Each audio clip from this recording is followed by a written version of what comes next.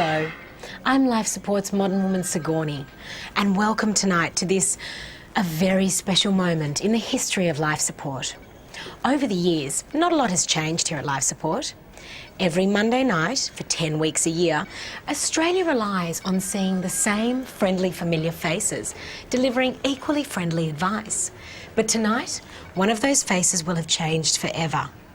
You see, in an effort to deter unwanted adulation that comes with being a gay icon, our very own Dr. Rudy has undergone corrective surgery to give his facial features a more heterosexual look. Here we go. I must say, we feel very privileged to be here live in this very special place at this very special time for the unveiling of Dr. Rudy's new face.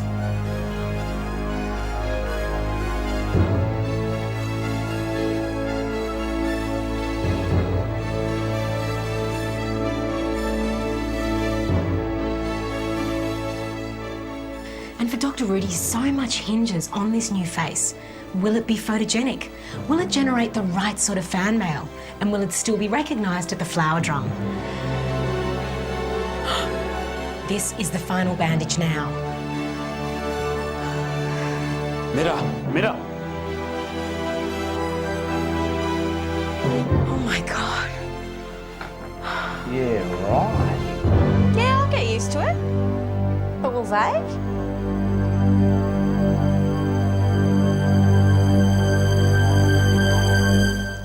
How's it?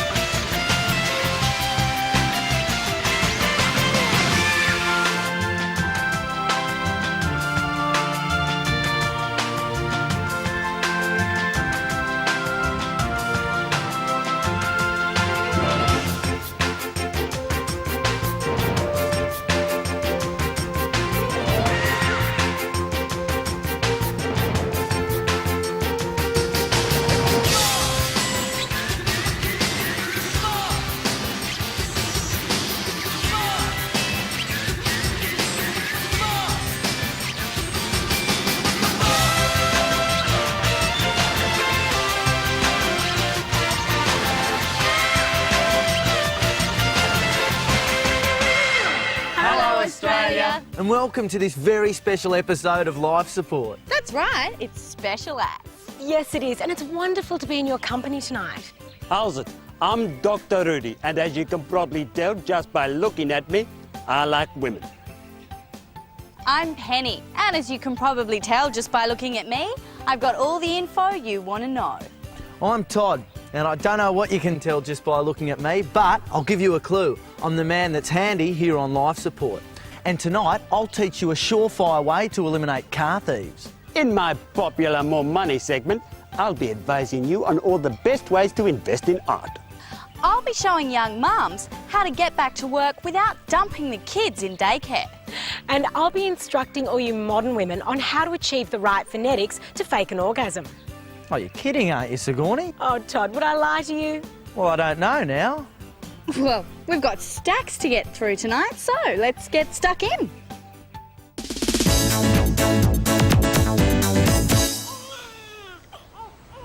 There's nothing worse for a woman in today's do everything, have everything, be everything culture than being a young mum who wants to get back into the workforce without the stigma of leaving your new baby in a daycare centre.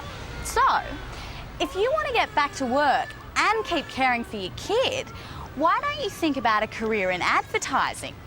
These days, we're bombarded by advertising on every possible thing, in every conceivable place. So it's becoming increasingly difficult to catch a potential customer's eye. All you have to do is sell advertising space on your breast and then feed your baby in public. A lot. I can guarantee you, people will take a sneak peek at your publicity. And because most consumers will only risk a quick glance, your message will continue to sell subliminally long after the effects of a billboard have worn off. See what I mean? So, Be a woman who has it all and be a real working mum, full-time employed and full-time nurturing. Because in advertising, as in child rearing, breast is best. See ya.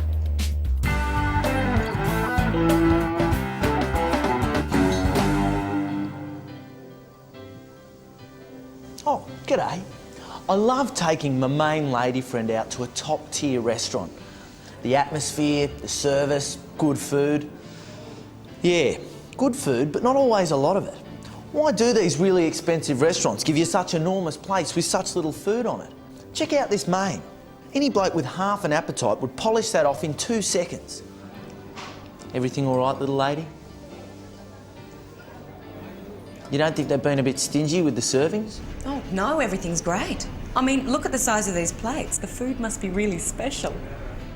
It seems for the ladies that the size of the meal doesn't matter. It's the size of the plate that makes all the difference. In fact, just because a plate's big means that a meal must be special. Well, if the size of the plate's all that counts, there's something else we can use this for. That's right, fellas. If you're a little bit lacking in the old love-making apparatus department, next time you show it to her, why not display it on a really big plate? Let's see how it works. Hey, little lady. Wow, look at the size of that plate. You must be really special. Come here. See, guys, size really does matter, but it's the size of the plate that makes all the difference. And every guy can buy one of these. I think the quality, yeah, the presentation, you know, how you wrap it. Yes, I think men probably could work a bit more on the presentation of their package. I think you avoid the smell. Smells no good. Looks is alright, maybe hair is alright, but smell. Oh man, I clip. What are you talking about? But I have to clip. If I don't clip, it's not clean. Get all the grease and the grime. You don't want all that. You know what I mean?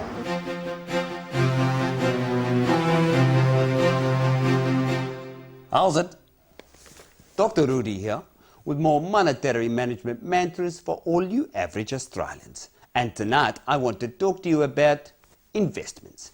Now, there are many things for you to invest your meagre earnings in, but at the moment I recommend you consider investing in Australian art. You see, at a recent auction at Sotheby's, a predictably primitive painting sold for over $500,000. Now, the artwork is untitled, but more importantly, the artist is now deceased. And as we know, an artwork dramatically increases in value after the death of the artist. And that's why I recommend you consider investing in Aboriginal art. You see, Aboriginal mortality rates are almost 4 times as high as any other Australians. And that's great news for the investor who is keen to get a quick and healthy return on their investment. And that's what art is all about. Now, when choosing an artwork to purchase, it's important to do your research. You need to know who painted it and where it came from. Now, I don't know much about art, but I do know about health statistics. And that's why I always try to find a male artist from the Northern Territory, preferably Arnhem Land. You see, a male artist only has a 45% chance of reaching the age of 65. And Arnhem Land has the highest mortality rate in the country. So with this information, I know if I've made a long or short-term commitment. This piece, it was short-term, so I'm off to auction. And that's all there is to it. All you need to know to make more money. So don't wait, buy now. Buy now.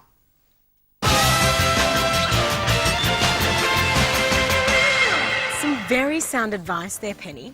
You see, careful investing means you can keep your assets healthily in the black. Yeah, new face, but the song remains the same. Speaking of which, considering it's just us girls here, what do you think of Dr. Rudy's new face? Doesn't look that different to me. Oh, please. You don't think he looks more rugged, less boyish? Look, to be honest, I can't even remember what he used to look like. Really? Yeah, well, if I said I noticed any difference, I'd be faking it. Ah, but would I have believed you? Because faking it is an art form, and every woman should have the patience to perfect her performance. And right now, I'm going to show you how. Really? That's right, Penny. And you thought you were the only one who knew how do you say it? Scam the man. So, You've finally found your Mr. Right. His looks are sublime, his family's pure pedigree, he's got a magnificent house in a marvellous suburb, and he's a master in the boardroom. Unfortunately, there's one room in the house where he's not the master. But if you want to keep him and his quality real estate portfolio, then perhaps it's time to start faking it. Once you've decided to simulate an orgasm, the first step is deciding how. You want your faking to sound as real as possible, because if perchance he manages to improve his technique, you don't want to have to explain the difference between the counterfeit and the genuine article. So, I recommend getting in someone who's accomplished the task before and taping yourself in the throes of ecstasy. This is Gregor, not usually my type, but one night after too much moe, I found he really is quite a capable young man. Tradesmen are so good with the hands.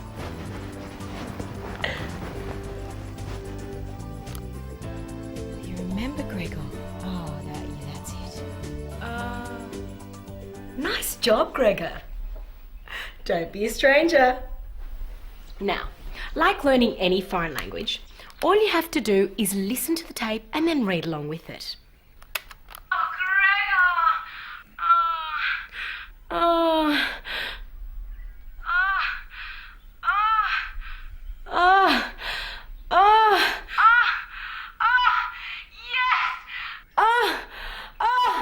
Yes!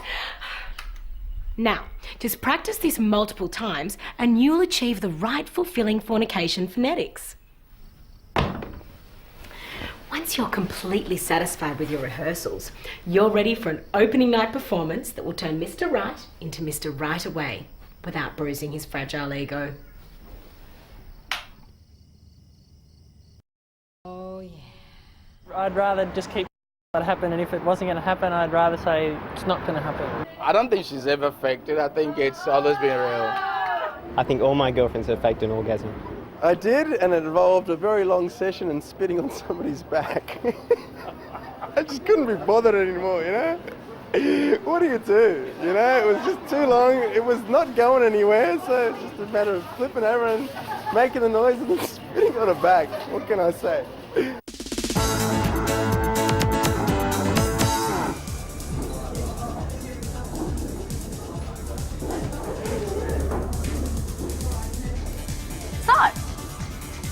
It's good to mix business with pleasure, and any punched-in party person knows how to turn a soiree like this into a real money spinner. Rule number 1, wait till after midnight.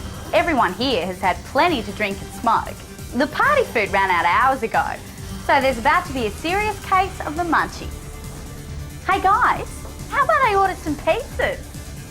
Yeah. All right. Top. When guys are pissed at a party, they'll hand over money like nobody's business. It makes them feel like big men and they think it'll impress you. Stoners can be a little more stingy, so it may take some coaxing. Come on, man, you said you were hungry. Make sure you go from room to room, asking each and every guy at the party for money. At a decent sized dude, you should end up with at least $500. Now for the food. The weekend is peak hour for our takeaway culture, so it shouldn't take you long. Here we go.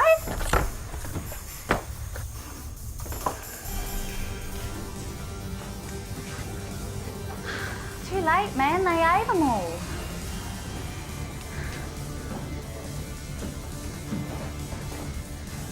You ate all these, remember? Oh, yeah. There you go. Sometimes when it's getting late, an empty pizza box can mean a full money box. Anyway, I'm off to get something expensive to eat. See ya.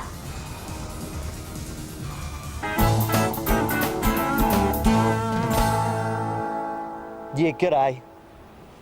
These days, thieves are getting smarter and smarter. Even with all the security devices available on the market, you still can't be sure your car is safe because every time a new device comes out, the crooks find a new way to get around it. The bastards! If this has happened to you before, you'll know how angry and knotted up you feel inside. You just want to get them back and make them suffer like you've suffered.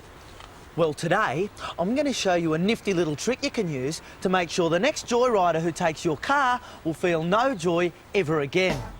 Imagine a built-in revenge device that immediately punishes the crook who tries to get away with your car. What I've got here is some 1-inch flexible hosing. Now, I've attached one end of this to the exhaust pipe, and the other end I've stuck up in a small hole I've cut underneath the spare wheel carriage leading into the car. What will happen next is the next crook to start her up will automatically gas himself. Now, it's as easy as that to install, and it looks inconspicuous. No thief will ever suspect. It's a great trick for two reasons. You immediately and effectively deal out a dose of revenge on your thief, and you know that your car will be found within a short distance.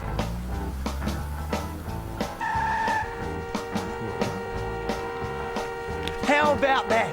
What a totally top tip. He's a goner in 60 seconds, and the car's not travelled more than 10 metres.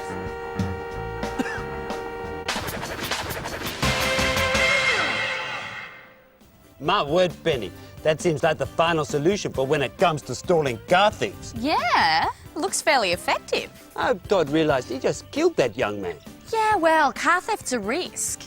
I guess Todd figures if that kid hadn't tried to knock off his wheels, he wouldn't have been knocked off. I see, an eye for an eye equals a life for a Subaru. Well, that's our Old Testament Todd for you. Anyway, Penny, let's move on to happier things. What do you think of my new look? You haven't told me. Not an oversight, Dr. Rudy. Personally, I'm happy to hide from all the hyperbole. Yes, well, more importantly, I'm very interested to know what you at home think. So why not write and let me know? That's right, send your letters to Dr. Rudy's face. Locked bag 028 Crow's Nest 1585.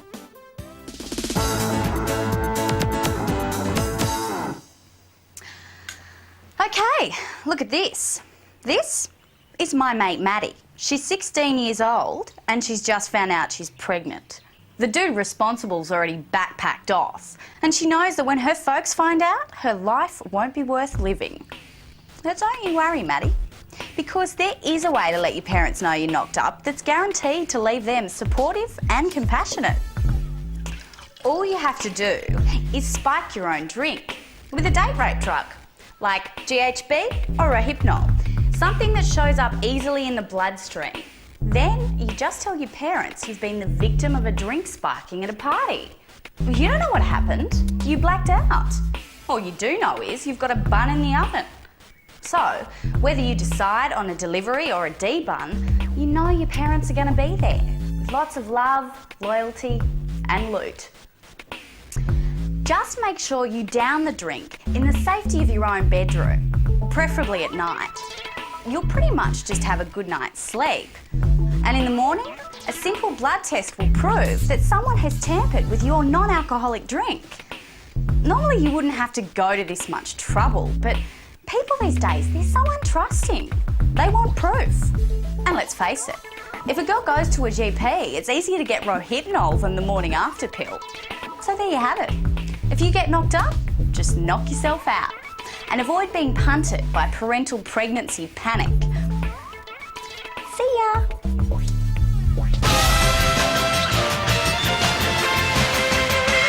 Well, Dr. Rudy, as a traditional television tradesman, that's a nice job, I've got to say. You've got yourself a real gold licence number there. Well, thank you, Todd. Yeah. Smooth edges, complementary modern surfaces and finishes, but with a classic tone, nicely incorporating the old and the new. Yes, well, Saskia is the leader in her field. Yeah, right. Although I would have probably used a Barsky double skin hook and a number 3 suture, especially around your eyes. I'll be sure to pass that on to her. And you know, I do think it makes you look more manly. You know, less boyish. Thank you, Todd. Yeah, more brooding all over. What with that slightly chiselled chin and those bedroom eyes. All right, Todd, don't go on. Unrestrained male worship is the very reason for the surgery in the first place. You're right. I think perhaps now we should move on. You're right.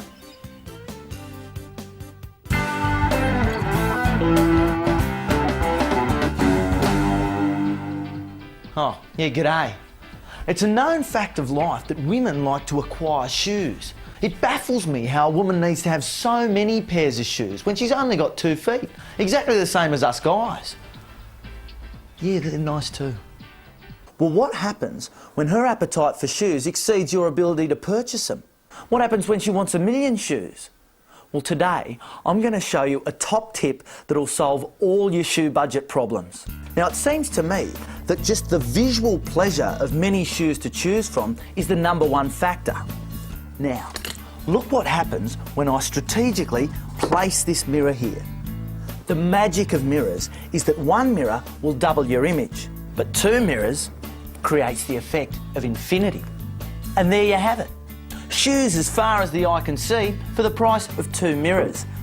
And now with all that money you've saved, you can spend it on tools for the shed. Because let's face it, a man can never have too many tools.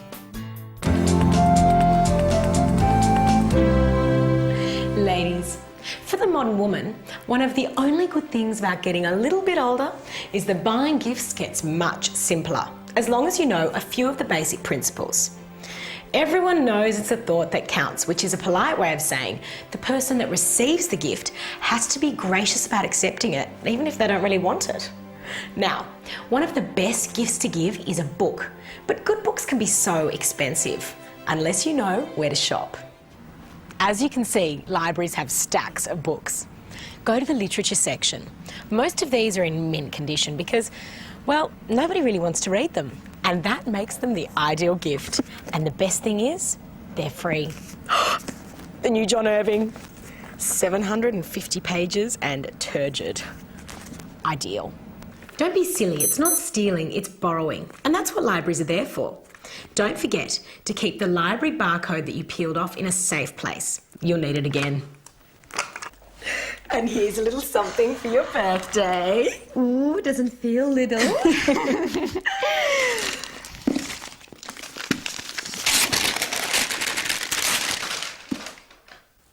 Oh, it's So great to see Irving's back, isn't it? A lot of people felt that he never recovered his form after Garb, but I heard this one is nearly as good as A Widow for 1 year. I wanted to buy it for myself, but I just couldn't justify the cost. You know how ridiculous hardback prices are these days. But maybe I could borrow yours when you're finished with it. Oh, look, I'm still finishing my Jilly Cooper, so why don't you read it first and I'll get it back from you?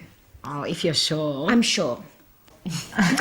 Thank you for the beautiful present. You shouldn't have gone to so much expense. Oh, you're so welcome. Mwah, mwah. Okay, it's safe to say she won't be asking for this again.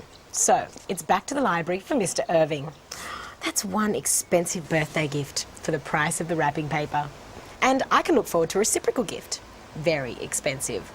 After all, it's the thought that counts.